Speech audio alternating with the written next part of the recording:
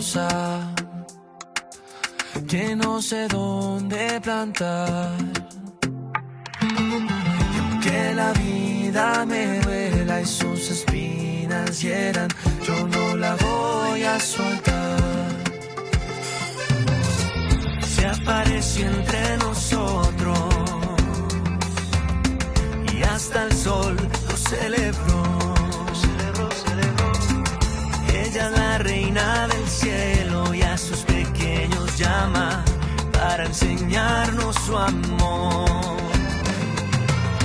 Y de su mano yo voy, lleva mi vida hacia Jesús. María, si voy contigo por la vida, no hay razón para temer. En tu jardín, Santa María, un corazón vuelve a nacer. Si voy contigo por la vida, no hay razón para temer. En tu jardín, Santa María, un corazón vuelve a nacer.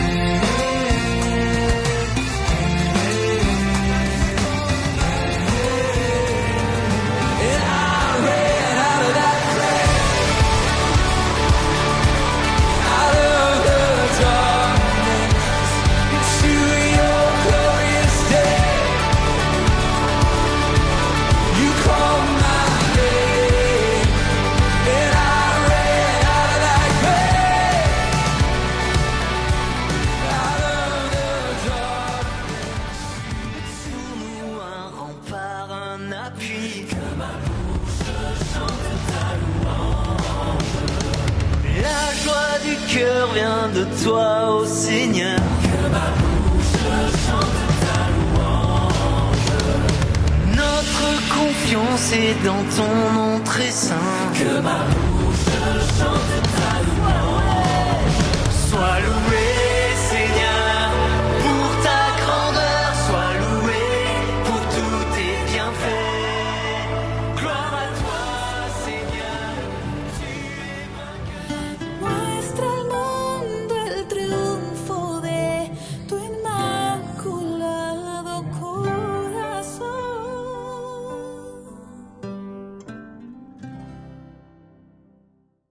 Fray Said nos va a ofrecer una charla, conferencia inspirada o titulada más bien Jesús sacramentado sostiene mi alma. Y en este espacio lo que vamos a hacer es profundizar en la fuerza y el consuelo que nos brinda el amor de Cristo en la Eucaristía y cómo los sacramentos nos sostienen y nos fortalecen en nuestro camino de fe. Si reflexionamos por un segundo en los mensajes de la Santísima Virgen María, ¿qué es lo que hace la Santísima Virgen María? Recordarnos todo el tiempo la importancia de volver a los sacramentos, ¿cierto? Volver a los sacerdotes, volver a la confesión, volver a todos los sacramentos. Pues vamos a continuar con Fray Said y esta charla tiene toda la relevancia a la luz de lo que la Virgencita nos ha invitado. Fray Said, muchas gracias. Vamos a encomendarnos a la Virgen María allí donde estás, invocando la presencia de Dios en el nombre del Padre y del Hijo y del Espíritu Santo. Amén. Te damos gracias, Señor, por todo lo que vivimos en la mañana. Y te pedimos en esta tarde que nos acompañe tu Santo Espíritu, tu gran amor. Y te pedimos a ti, Virgen María, que nos acompañes y nos enseñes, tú que eres el trono de la sabiduría, tú que eres la madre de aquel que es la sabiduría misma de Jesucristo, nos acompañes en esta tarde para poder meditar más como Dios nos ama, que Dios nos dé más conocimiento de su amor. Alégrate, María, llena eres de gracia, el Señor está contigo. Bendita tú eres entre todas las mujeres y bendito es el fruto de tu vientre, Jesús.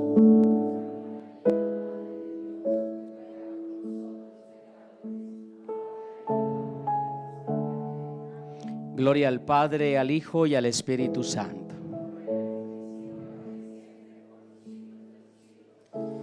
Y que el amor de Dios descienda sobre ustedes para bendecirnos a todos los que estamos aquí. En el nombre del Padre y del Hijo y del Espíritu Santo. Amén. Querida familia, San Juan Bosco era un santo que tenía unos sueños que se convertían en visiones proféticas. Y en mayo de 1862, San Juan Bosco tuvo un sueño de las dos columnas. Él veía que había una gran batalla en el mar. La barca de Pedro era guiada por el Papa y estaba llena de otras pequeñas barcas, y venían unos fuertes vientos que querían hundir a la barca de Pedro y las otras barcas, que significa pues la iglesia. Y en medio de esa batalla, San Juan Bosco ve que salen dos columnas. Una columna que va creciendo, se vuelve alta, fuerte, visible, como un faro, y aparece la custodia. Y aparece la custodia iluminando esa gran batalla en el mar, donde la barca de Pedro se sentía hundirse. Y luego apareció también otra columna que iba subiendo, y se quedaba un poco más baja. Y en esa columna aparecía la Virgen María con la inscripción Auxilio de los cristianos. Y entonces el Papa, cuando vio esas dos columnas, dio órdenes a las demás barcas que lanzaran sus sogas, sus cuerdas, y se aferraran a esas dos columnas, es decir, a la Eucaristía, esa columna de la custodia que era la Eucaristía, y esa columna que era pues la Virgen María. Y este sueño pues contó San Juan Bosco a más de 500 jóvenes. Al otro día contó este sueño de las dos columnas, y cuando el Papa y las demás barcas se aferraron a esas dos columnas, vino una gran paz, y esa tormenta que parecía hundir a la iglesia pues se calmaba, porque Jesús es el que da la calma en medio de las dificultades. Y entonces decía San Juan Bosco a los jóvenes: grandes persecuciones vendrán a la iglesia, pero hay dos formas de estar nosotros protegidos, y es Jesucristo, Eucaristía, el sacramento de la Eucaristía, y la Virgen María. La Virgen María. Qué importante entonces es amar la Eucaristía, porque en la Eucaristía encontramos absolutamente todo el amor de Jesús. Todo el amor de Jesús que quiere darle a la humanidad lo da a través de la Eucaristía. Recibiendo a Jesús recibimos todo el amor del cielo. Recibimos todo el amor del cielo. Y la Virgen María siempre estará para enseñarnos más sobre la Eucaristía, para enseñarnos más sobre Jesús. Y por eso esas dos columnas en estos tiempos serán fundamentales para ganar cualquier batalla, cualquier tempestad que venga. Si nosotros nos centramos en la Eucaristía y nos dejamos guiar por la Virgen María, pues se ganarán absolutamente las batallas que tenemos hoy en día. Muy importante amar la Eucaristía. Decía Santa Teresa de Calcuta, amando mucho a Jesús Eucaristía: así como tratemos a Jesús, será tratado el mundo. Así como tratemos a Jesús, será tratado el mundo. Por eso tenemos que nosotros amar mucho la Eucaristía, amar a Jesús, sacramento, para que el mundo también sea tratado con perdón y misericordia. Por eso es importante nosotros amar a Jesús, porque el precio de conocer a Cristo es seguirlo, el precio de estar a los pies del Señor pues es ser felices con Él, la salvación que Él nos da. Muy importante para estos tiempos la Santísima Virgen María, porque ella nos enseñará todo respecto a Jesús. Ella nos va a enseñar todo respecto a Jesús, porque no hay nadie que conozca mejor a Jesús que la Virgen María. Y ella es la gran evangelizadora, Nadie es capaz de predicar el evangelio con tanta unción y con tanta certeza y con tanto poder como la Virgen María. Ella nos ha evangelizado nuestro continente, ha evangelizado al mundo entero. Incluso, pues en la primera aparición de la Virgen María, estando aún ella en Nazaret, y Santiago el mayor fue a evangelizar a la península ibérica, y el apóstol que iba era el hijo del trueno, Santiago, el hijo del trueno, y él fue a evangelizar a la península ibérica. Y cuando llegó a ese lugar a evangelizar, se sintió muy desanimado porque predicaba, pero como que los corazones no se abrían. Y se sintió triste, y a orillas del río Ebro empezó a lamentarse y decir: ¿por qué este pueblo no recibe el evangelio?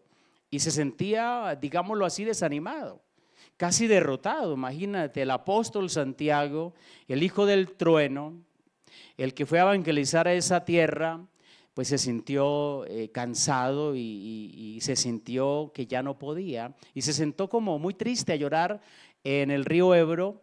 Y ahí se aparece la Virgen María, estando todavía ella en Nazaret, y se le aparece el cántico de los ángeles, y aparece en un pilar,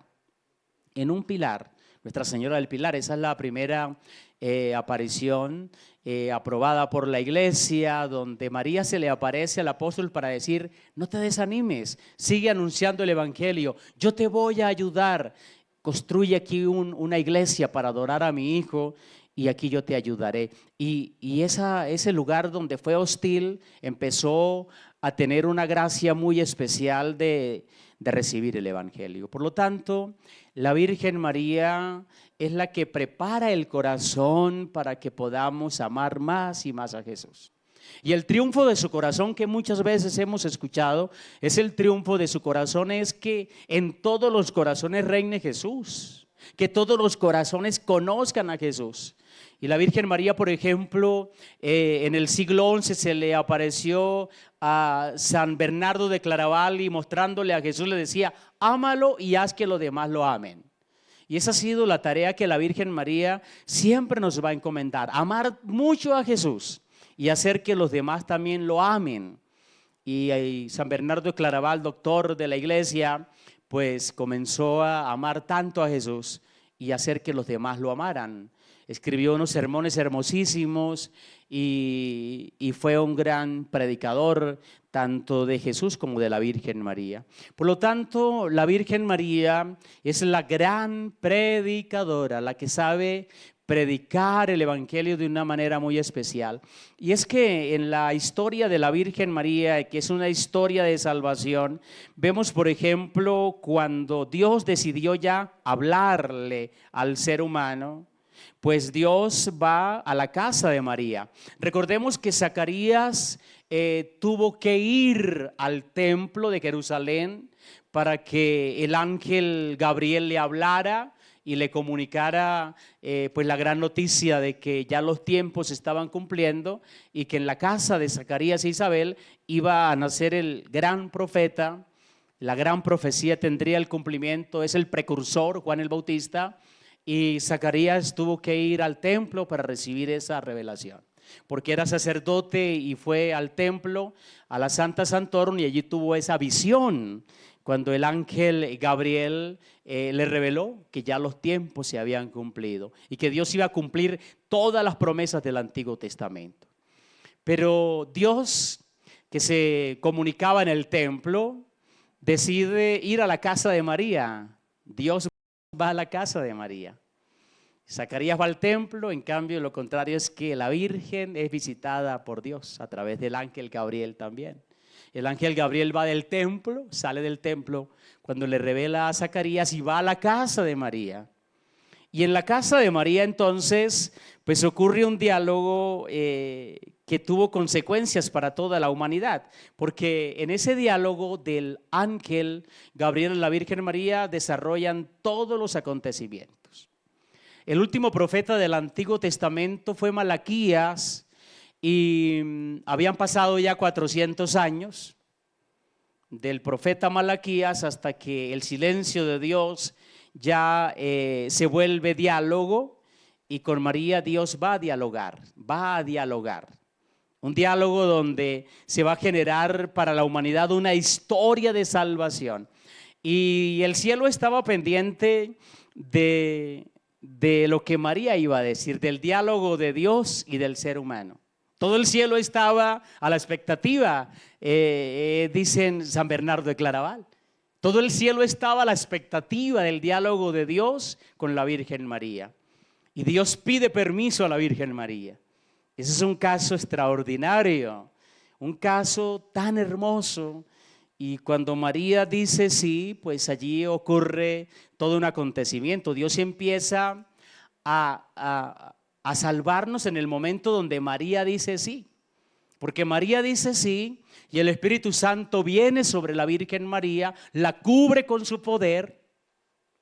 Y en ese lugar entonces la segunda persona de la Trinidad se encarna en el vientre purísimo de la Virgen María. Dios comienza a salvar en ese instante, porque asume nuestra naturaleza y ahí comienza Dios a salvar.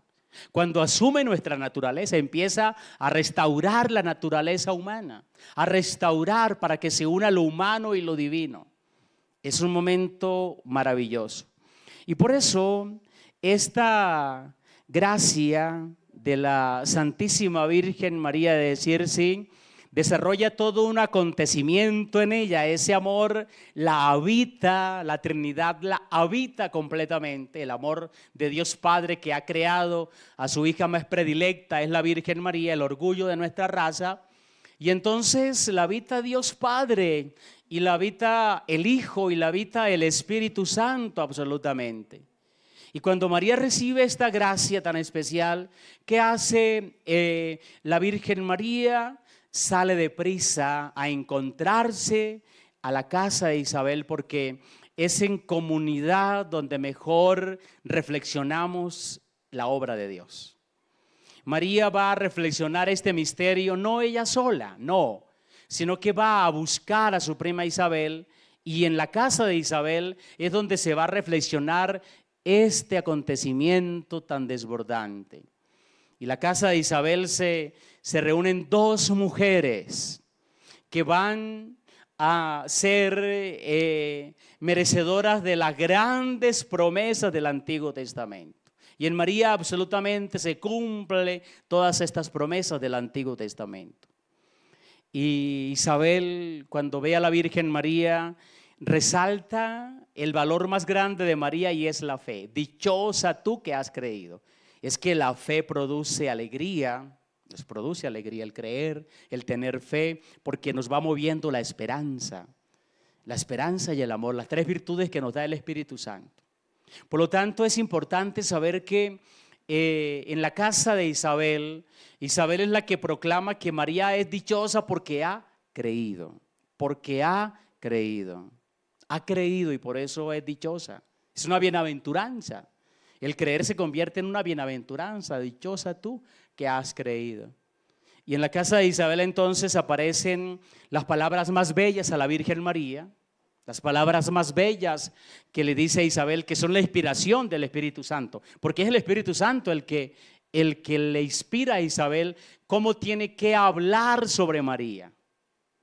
El Espíritu Santo es el que nos va a guiar a nosotros para saber qué hablar de María. Isabel habla sobre María porque el Espíritu le está iluminando, le está inspirando. Y aparece pues ese saludo tan hermoso que nosotros lo hacemos siempre en el rosario. Son las palabras que allí se concretan en esa casa. Y de María, ¿qué sale? Pues una alabanza que es el Magnificat, una alabanza por las maravillas que Dios ha hecho en ella. Por eso habla en primer momento, en primera persona, mi espíritu, mi alma, mi Salvador, lo que Dios ha hecho en ella, porque se ha fijado en la humildad de su esclava. Y todo esto se da porque Dios es santo, el Dios que es santo y el Dios que es misericordioso con Abraham y compasivo, pues entonces va a manifestar todas las promesas en Jesucristo el Señor. En ese camino de ir María a las montañas de Judea, se describen y los santos describen como el primer Corpus Christi, ¿no? María lleva a Jesús en el vientre y es el primer Corpus Christi. María es la primera custodia donde se llevó a Jesús peregrinando por las montañas de Judea, como también lo hizo el rey David cuando recibió el Arca de la Alianza. En los libros de Samuel habla cómo el Arca de la Alianza también paseaba por esas montañas de Judea, llevando en esa arca de la alianza, en los tiempos del rey David, pues las tablas de la ley. Es decir, ahora la ley no es en una tabla, sino que la ley va a ser una persona concretizada en Jesucristo. Ya Dios no va a escribir sobre tablas de piedra, sino que va a escribir es en el corazón humano. El amor que es Jesucristo. Por eso la Virgen lleva la auténtica interpretación de las tablas de la ley que es Jesucristo, el maná en el arca. Y el verdadero maná, el alimento va a ser Jesucristo, el alimento que nos da la vida eterna. Y allí también en el arca de la alianza llevaban un pedacito de la vara del sacerdocio de Aarón para significar pues que el sacerdocio definitivo es el de Jesús. El sacerdocio de Jesús, porque Él mismo es la víctima, el sacerdote y el altar. Por lo tanto vemos que en este lugar se cantan las maravillas del Señor, se proclaman las maravillas del Señor, y en ese cántico del Magnificat es un cántico eucarístico, es un cántico de salvación, por eso es soteriológico, y Dios, que nos da realmente el verdadero alimento, colmó de bienes a los hambrientos, colmó de bienes. Y ese alimento que colma es Jesucristo, el verdadero alimento. Por eso todo el discurso de San Juan en el capítulo 6 nos va a hablar que Él nos va a dar un alimento que nos va a llenar verdaderamente, y es la Eucaristía. Un alimento que nos plenifica, que nos santifica, que nos enamora, que nos transforma, que nos sana verdaderamente. Y en todo este cántico hay un cántico eucarístico y de salvación. Muy importante entonces en la familia de Nazaret, en la Virgen María, este acontecimiento. Y por la encarnación es que tenemos los sacramentos, y por la encarnación es que tenemos la iglesia. La iglesia y los sacramentos son la acción de la encarnación de la segunda persona en el vientre de la Virgen María, y por eso Él asume nuestra humanidad. Y en este acontecimiento entonces brotan los sacramentos y brota la iglesia, es decir, donde somos todos invitados a participar de esta gracia. Pero si miramos también a San José, en los evangelios hay dos anuncios. San Lucas describe más el anuncio a la Virgen María, pero San Mateo va a describir los anuncios a San José, porque Dios le va revelando a cada uno de una manera diferente, aunque el misterio es uno, pero se revela de diferentes maneras.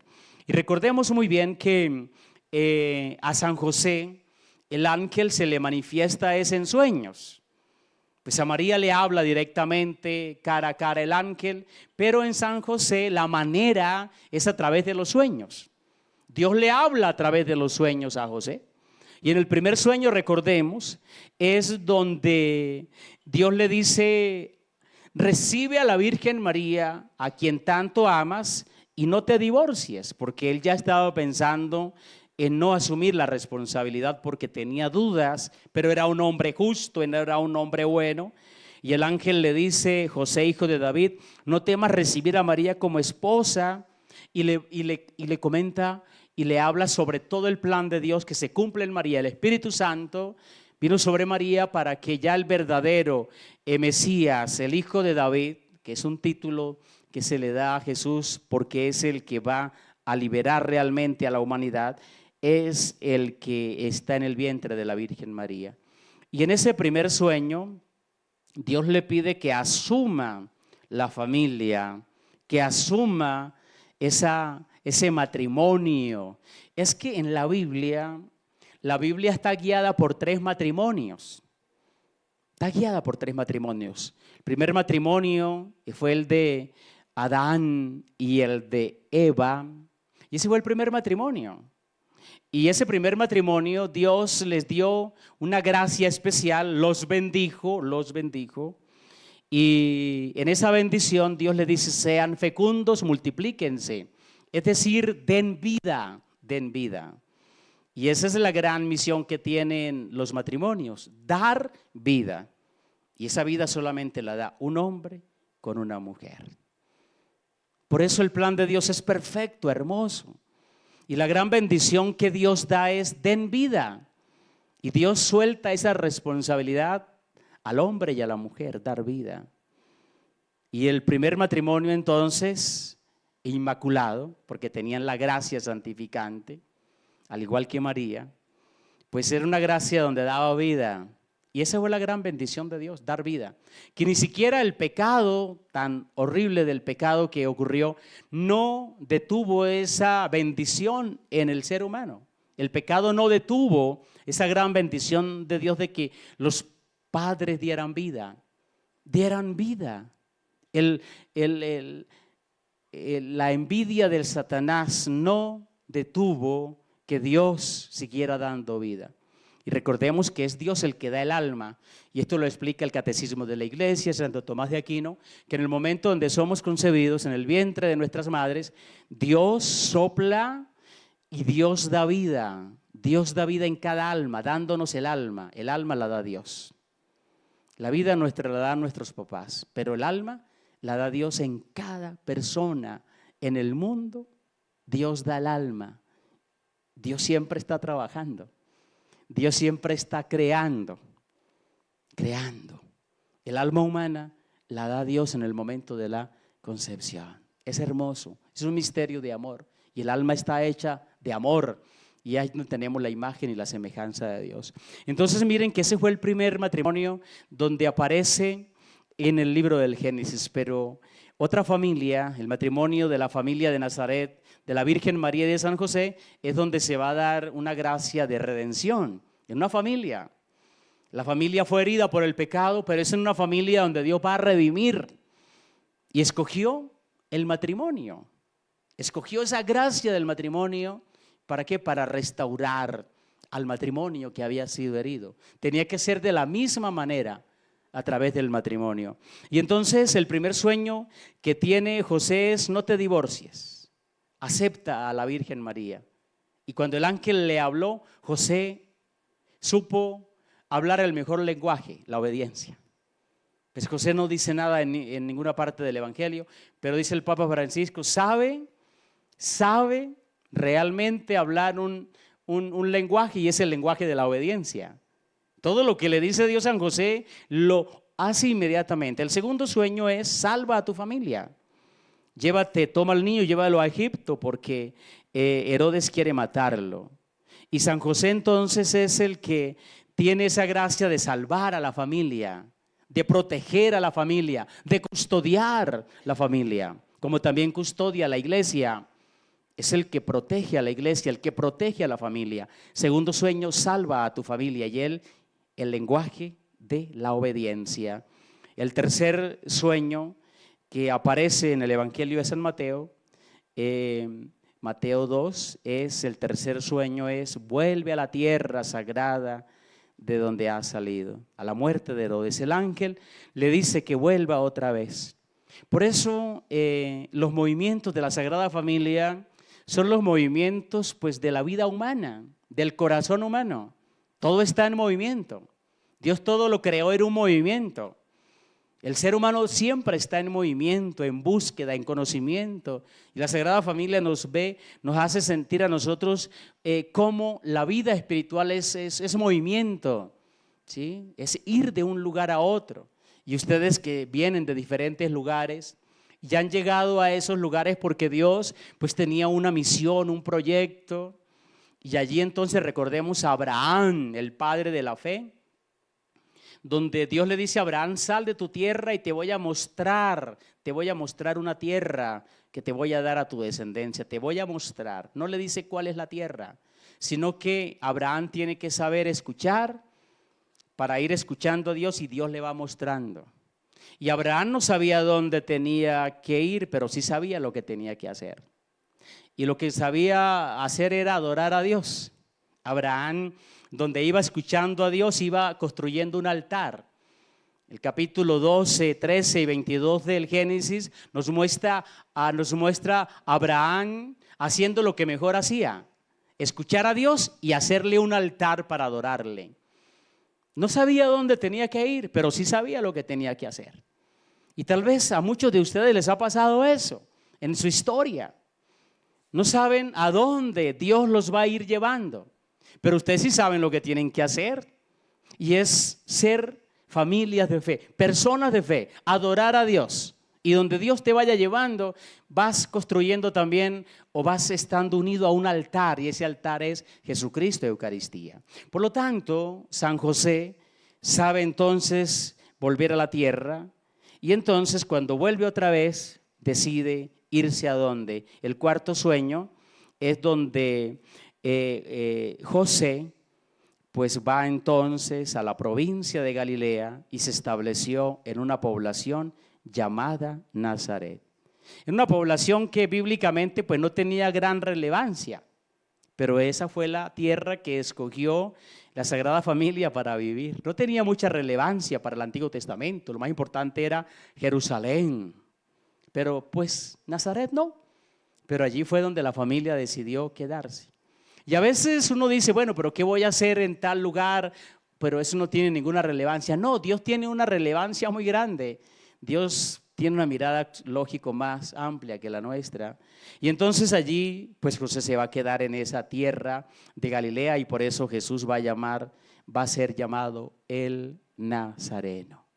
Qué hermoso entonces es mirar la misión de la Virgen María y de San José como una misión de amor, como la misión que tienen que tener ustedes como familia, como matrimonio, como misioneros, como aquellas personas que quieren llevar un poco de luz allí donde hay tanta oscuridad. Hay tanto que aprender de la Virgen María y de San José, porque ellos son maestros de vida espiritual.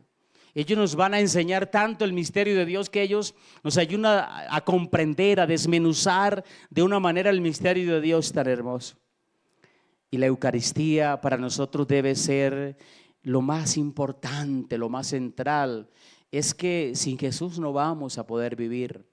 Y Él tiene que ser el todo, como decía San Francisco de Asís, mi Dios y mi todo. Y la Eucaristía para nosotros se convierte pues en el centro absolutamente de todo. Es importante que en la Eucaristía, en aquel Jueves Santo donde Jesús va a entregar su vida a los apóstoles y donde se va a dar ese gran milagro para toda la humanidad, en la Eucaristía, en la celebración de la Eucaristía hay 4 verbos muy importantes que se dan en la celebración eucarística. Y los 4 verbos son: tomó el pan, lo bendijo, lo partió y lo dio a los discípulos. Son los 4 verbos donde en la misa el sacerdote va a pronunciar estos 4 verbos. Porque son las 4 acciones que Cristo hizo en la última cena y se sigue repitiendo en cada Eucaristía en el mundo entero. Tomar el pan, bendecir, partir y dar.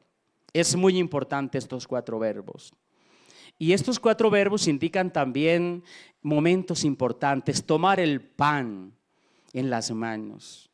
Y eso nos recuerda a nosotros que cuando Jesús toma el pan en sus manos, es recordar también que estamos en las manos de Dios.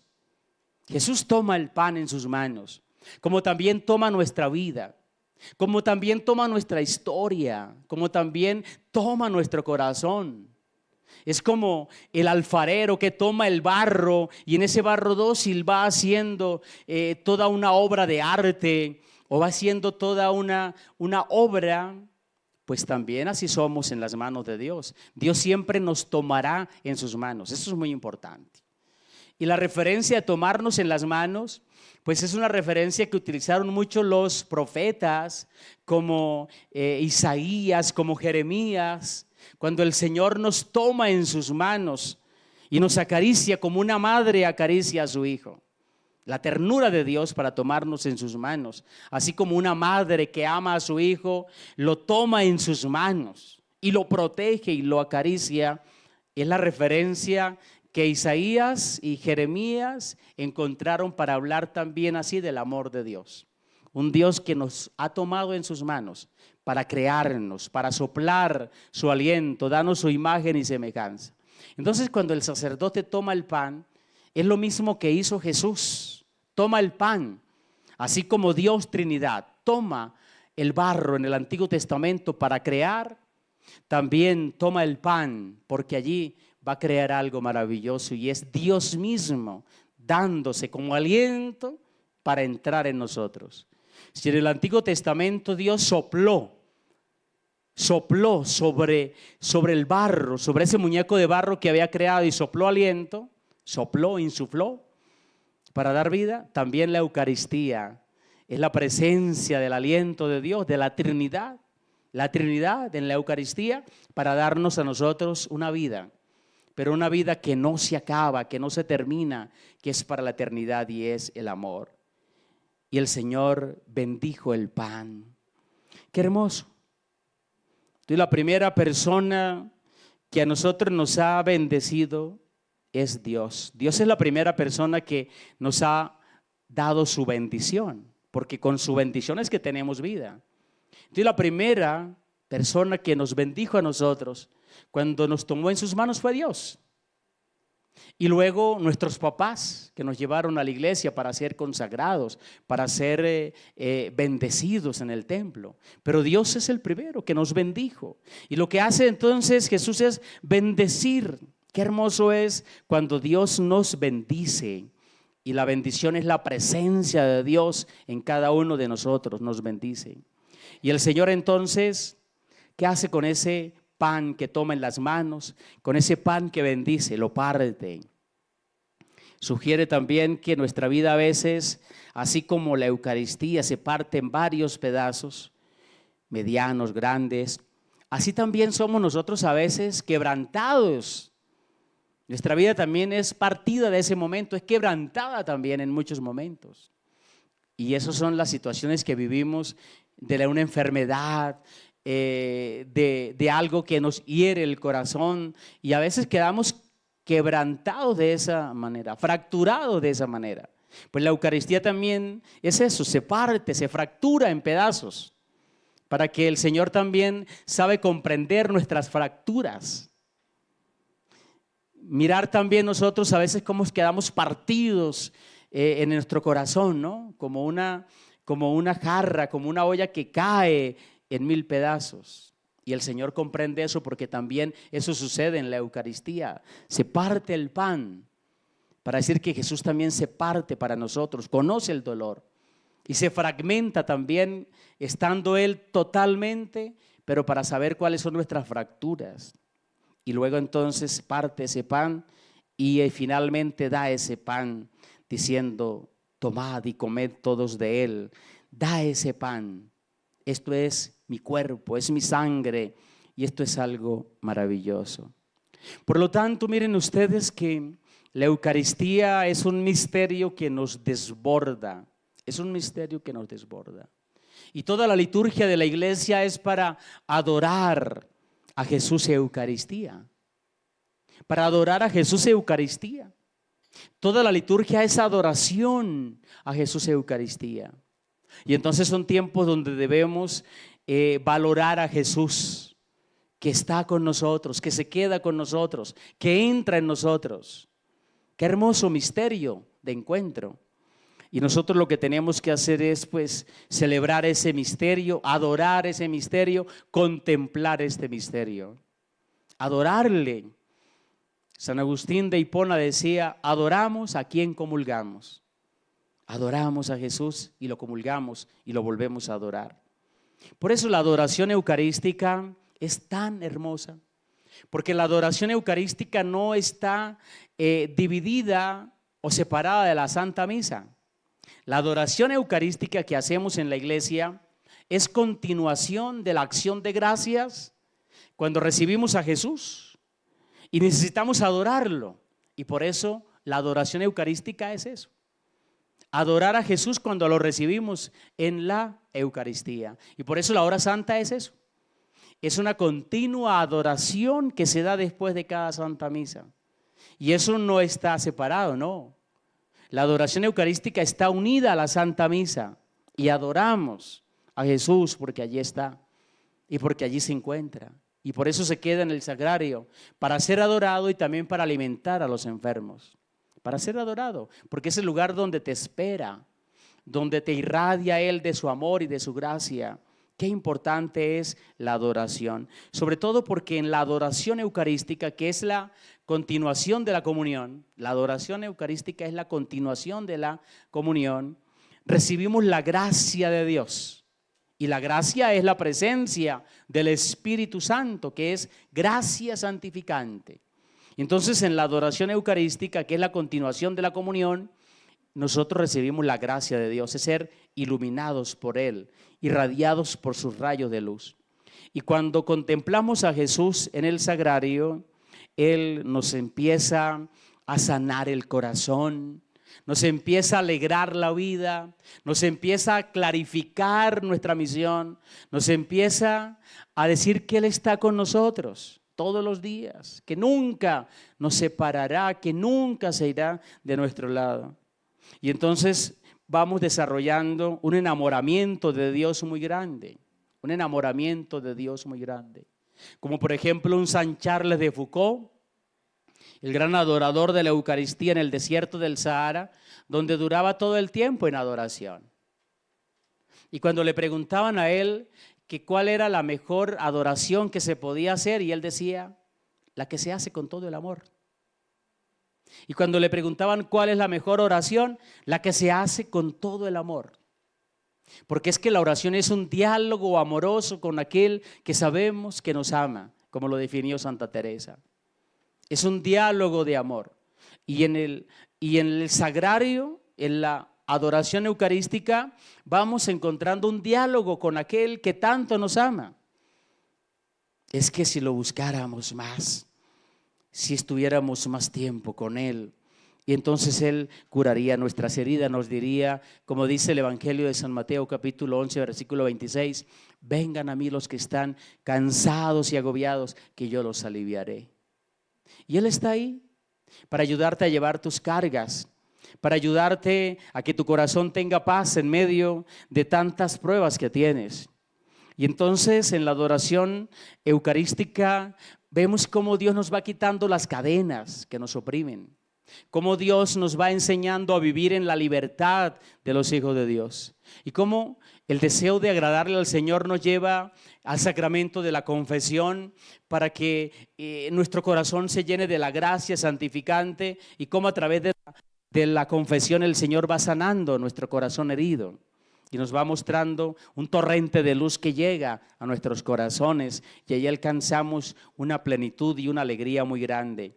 Muy importante entonces en estos tiempos que nos aferremos a esas dos columnas, a la Eucaristía, porque San Juan Bosco vio que la Eucaristía será el fundamento, la piedra donde ningún poder del infierno podrá vencer. Es Jesús, esa piedra esencial y fundamental. Es Jesús el que nos da realmente a nosotros la certeza y la seguridad que si con Él estamos nada nos podrá derrumbar. Y ese sueño de San Juan Bosco es un sueño precioso. Y es lo que tenemos que aplicarlo a estos tiempos. Es la Eucaristía y el amor a la Virgen María la que nos va a dar en estos tiempos la seguridad de que Él hará que toda tormenta pase. Y que toda dificultad que estamos viviendo en estos tiempos pase. Y el Señor irá obrando grandemente. Y entonces cuando adoramos a Jesús y lo ponemos en el centro, como todo le adoramos, entonces nos volvemos contemplativos de la belleza, porque Dios es bello. Dios es la belleza misma. Es enamorarnos de lo bello. Es eso. La belleza es Jesús. La belleza que Él nos muestra del Padre y la belleza es el Espíritu Santo. La belleza como un atributo de Dios. Y entonces contemplamos lo que es bello. Y queremos permanecer ante lo que es bello. Y lo bello es Jesús. Y Él nos va enseñando tanto. Y ella, desde aquel Viernes Santo, nos entregó a la Virgen María como madre, como maestra, para enseñarnos tanto. Y María está para enseñarnos tanto en estos tiempos. Y miren ustedes que Ella como madre va a saber guiarnos, va a saber defendernos, va a saber evangelizarnos. Qué hermoso es seguir siendo testigos de este amor tan grande en la iglesia, y es saber que María nos lleva a Jesús. Nos lleva en los momentos más difíciles, que tú como madre puedas encomendar a los hijos más rebeldes a la protección de la Virgen María, para que ella trabaje en el corazón de tus hijos más alejados. Ella sabe obrar y trabajar, interceder. Por eso se habla de esa omnipotencia suplicante, ¿no? María siempre suplicando por las necesidades y por la paz del mundo y por estos tiempos que estamos viviendo. Por lo tanto, ustedes tienen una misión muy grande, y es la misión de ser luz para los demás. Jesús nos dice: ustedes son la luz del mundo.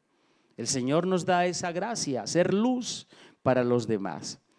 Y basta que testimonies ese amor a Jesús y Eucaristía, y ese amor a la Virgen María y a San José, y vas a ver que Dios va obrando en un mundo oscuro. En un mundo oscuro estamos. Pero basta una pequeña luz para disipar las tinieblas más profundas. Basta una pequeña luz. Y basta un poquito de sal, porque dice el Señor: ustedes son la sal de la tierra. Basta un poquito de sal para que le dé un buen sabor a los alimentos. Bueno, basta un poquito de tu oración, de tu fe y de tu amor, para que el Señor obre cosas maravillosas. Vamos a vivir un momentico de oración en este instante. Vamos a disponer el corazón para que el Señor lo siga colmando de ese alimento que nos da la vida eterna. Y qué bueno cuando venimos a Jesús y en la Eucaristía sentimos que Él obra absolutamente en la paz que nos da, en la salvación, en el amor. Amado Jesús, en esta tarde queremos adorarte en todos los sagrarios del mundo entero. Y en esta mañana, celebrando la Santa Misa y la adoración eucarística, Señor, queremos reparar por aquellos que no te aman y no te esperan. Te queremos, Señor, adorar por los momentos donde nosotros no te adoramos, por los momentos, Señor, donde nos faltó amarte. Hermosura tan antigua y tan nueva, tarde te amé, como decía el gran obispo de Hipona, San Agustín. Hermosura tan antigua y tan nueva, tarde te amé. Pero en este momento, Señor, podemos decirte: no es tarde para amarte, Señor. No es tarde para amarte, Señor, porque queremos estar a tus pies, queremos seguir amándote, adorándote. Queremos seguir, Señor, anunciando que el amor está vivo, como lo hacía Francisco de Asís en las calles de su pueblo. El amor no es amado, gritaba San Francisco. Bueno, el amor no es amado. El amor de Jesús sigue siendo rechazado, sigue siendo puesto en un segundo lugar. Por eso ustedes están aquí, para amar a Jesús y reparar y decirle: Señor, te amo en los momentos donde yo no te amé, y en los momentos donde mi familia no te ha amado, y en los momentos donde el mundo no te ha amado. Jesús quiere encontrar en tu corazón esa Betania donde el Señor quería siempre ir, porque se sentía amado por sus amigos de Betania. Que tu corazón sea ese Betania de hoy, donde Jesús quiere estar. Tu corazón como el lugar donde el Señor quiere estar. Piensa en eso. Tu corazón como el lugar donde Jesús quiere estar, quiere descansar contigo, donde tú le prestes atención, donde tú le hables, donde tú le consueles, donde tú le hables de amor, en un lenguaje de amor. Es que no hay otro lenguaje para hablarle a Dios sino el amor. Y te pedimos, Virgen María, que nos enseñes, tú eres Madre de la Divina Gracia, que nos enseñes cada día a ser más discípulos de Jesús. El precio de conocer a Cristo es seguirlo. Te pedimos, Virgen María, que hoy extiendas tu manto sobre esta comunidad de María, Madre de la Divina Gracia, en los países donde están. Ustedes son como Abraham. No saben a dónde tenían que ir, pero sí saben lo que tienen que hacer. Dar testimonio de la fe, dar testimonio del amor de Jesús. Sigan creyendo en Jesucristo, el Señor, que tiene palabras de vida eterna. Y San Pedro decía: Señor, ¿a dónde vamos a ir si solamente tú tienes palabras de vida eterna? Que la Virgen María y San José te acompañen siempre, para que no sientas la soledad ni el peso del camino. Qué hermoso es trabajar para el reino de Dios. Y gracias, Señor, por estas familias que has reunido en este lugar. Señor, yo te alabo y te bendigo y te pido que hoy cuides a estas familias en el vientre purísimo de la Virgen María y en el corazón hermoso de Jesús, que es la Eucaristía. Que el Señor hoy te dé la fortaleza que necesitas, que el Señor te levante con su poder, que el Señor quite nuestros desalientos y nuestros desánimos, y que el Señor hoy esté contigo para mostrarte siempre la luz. Gracias, Señor, por este día que estamos aquí, Señor, adorándote y sirviéndote. Que en ustedes crezca más la fraternidad, la amistad, que en ustedes crezca la amistad y la fraternidad, que en el corazón de ustedes estén para apoyarse, para consolarse, para fortalecerse. No presten atención a lo que quiera desanimarte, es la obra del mal desanimarnos, lo sabemos bien. Pero nosotros es seguir fortalecidos, donde Jesús sea el centro, donde la Virgen María nos acompañe para ir a ese centro que es Jesús y donde el Espíritu Santo les ilumine cada decisión que deben tomar. Enamorarse de Jesús y hacer que los demás se enamoren de Él. Padre Santo, yo te pido una bendición abundante sobre cada uno de ellos. El poder de Dios descienda hoy, su gloria y su majestad. Que el Señor te proteja y te guarde de todo lo malo. Que el Señor esté en tus caminos, que el Señor te bendiga y envía a sus ángeles, San Miguel, San Gabriel y San Rafael, que el ángel custodio siempre te lleve por los caminos de la bendición de Dios. Señor, bendícelos hoy y desciende sobre ellos, para que les des paz, para que sanes el corazón de ellos y para que les des la fortaleza, la piedad y el amor tuyo, Señor, que es desbordante en este momento y todos los días. El amor de Dios los cubra y los llene, y los bendigo en el nombre del Padre y del Hijo y del Espíritu Santo. Amén.